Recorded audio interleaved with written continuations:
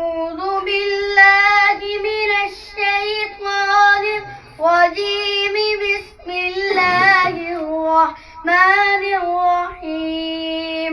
أعوذ بالله من الشيطان الرجيم. بسم الله الرحمن الرحيم. للفقراء المهاجرين الذين أخرجوا من ديارهم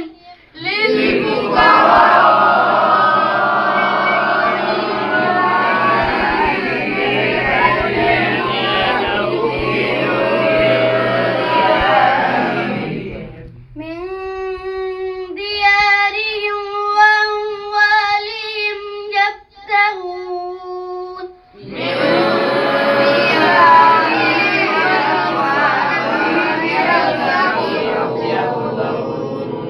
يبتغون فضلا من الله ورضوانا